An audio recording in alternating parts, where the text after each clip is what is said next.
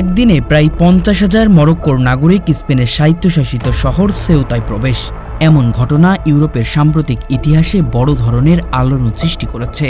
কিন্তু প্রশ্ন হলো, কেন হঠাৎ এত মানুষ জীবন বাজি রেখে স্পেনের ভূখণ্ডে ঢোকার চেষ্টা করলেন? এটি কি শুধুই দারিদ্র্য ও বেকারত্বের ফল, নাকি এর পেছনে রয়েছে আরও বড় কোনো রাজনৈতিক কারণ? আজকের প্রতিবেদনে তুলে ধরব সেই ঘটনাটির পুরো প্রেক্ষাপট। প্রথমেই জানা দরকার, সেউতা মূলত আফ্রিকা মহাদেশে মরক্কোর উত্তর উপকূলে অবস্থিত হলেও এটি স্পেনের অধীনস্থ একটি স্বায়ত্তশাসিত শহর। অর্থাৎ সেউতায় প্রবেশ মানে ইউরোপীয় ইউনিয়নের সীমান্ত পৌঁছে যাওয়া। বহু বছর ধরেই আফ্রিকা থেকে ইউরোপে যাওয়ার অন্যতম গুরুত্বপূর্ণ প্রবেশদ্বার হিসেবে পরিচিত একটি অঞ্চল। বিশ্লেষকদের মতে এই গণপ্রবেশের পেছনে একাধিক কারণ একসঙ্গে কাজ করেছে। প্রথমত, মরক্কোর অনেক তরুণ দীর্ঘদিন ধরে বেকারত্ব, অর্থনৈতিক সংকট এবং উন্নত জীবনের আশায় ইউরোপে যেতে চান। সেউতা তাদের কাছে সবচেয়ে কাছের ইউরোপীয় সীমান্ত হওয়ায় সুযোগ পেলেই অনেকে সেখানে যাওয়ার চেষ্টা করেন।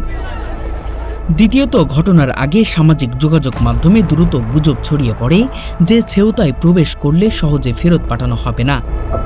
একই সময়ে স্পেনের একটি আদালতের রায়কে ভুলভাবে ব্যাখ্যা করে মানব পাচারকারী চক্র অনেককেই সীমান্ত পার হতে উৎসাহিত করে, ফলে হাজার হাজার মানুষ একসাথে সীমান্তর দিকে ছুটে যান।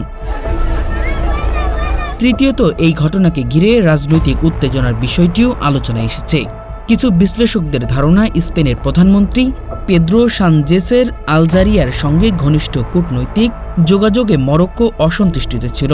সেই প্রেক্ষাপটে সীমান্তের নিয়ন্ত্রণ কিছু সময়ের জন্য শিথিল হয়ে থাকতে পারে বলে ধারণা করা হচ্ছে।